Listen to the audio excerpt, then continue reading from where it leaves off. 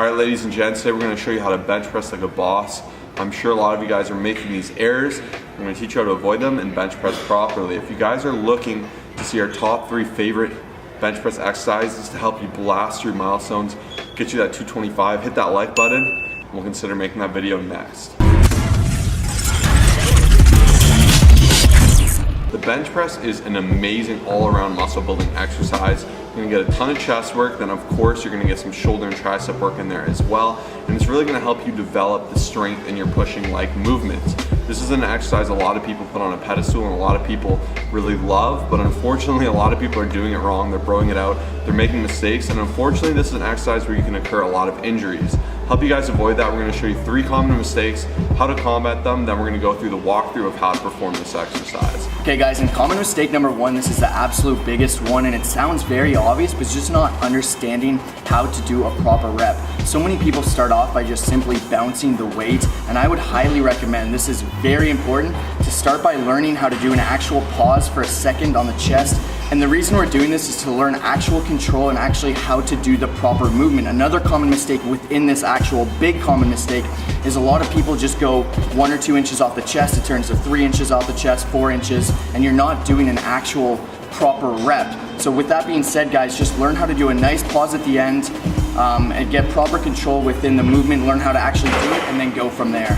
So this is what a complete pause bench press looks like. You're controlling all the way down, you're pausing at the very end for 1 second, and then you're exploding all the way up, whereas here you see a clip of someone just going, bouncing around, and that's not how you want to do the exercise. Common mistake number 2 is abusing one muscle group to just bear the burden of the load of this exercise. This is a multi-muscle movement, so you guys are going to want to make sure you're utilizing all the muscles you can. A lot of people will bench press like this, and it's going to be killing your shoulders, just decimating them. You're taking a lot of the tension off the chest, kind of inhibiting the triceps' ability to function properly. And on the other side, people will bench way too low and they're going to be using all tricep. It's going to turn into a weird closed grip bench hybrid. And although it might not be completely tricep or completely shoulder, you're taking a lot of the tension off where it should be the chest. Saying so, you also don't want to use only the chest. People go really wide and are doing this. That's going to be too much of a burden. That's going to put a lot of strain on the chest. You really want to move this one around, except that it's a compound. It's not necessarily going to be an isolation exercise for the chest. And if you want to use it for that, I'd recommend going the dumbbell route and going a little bit lighter. However, if you want to do a proper movement, you're going to come down, make sure you have that 45-degree angle, tuck in those triceps, get that pause, and explode up, and kind of flare those shoulders ever so slightly. A lot of people are going to get angry.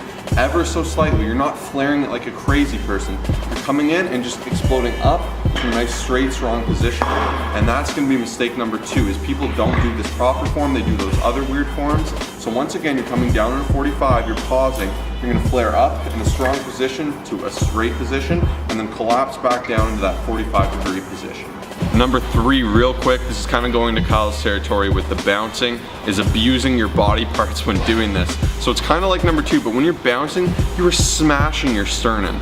I got to a point where I was guilty of bouncing myself, and I was doing 315 for reps, 6 reps or something at the time, and just 350 pounds, boom, boom, like my bones would be sore. So you don't want to be doing that. I really recommend the pause. If you do touch and go, do a controlled touch and go, and from that as well into the touch and go. I know it sounds like it's overlapping, but it's not, because what a lot of people will do is this.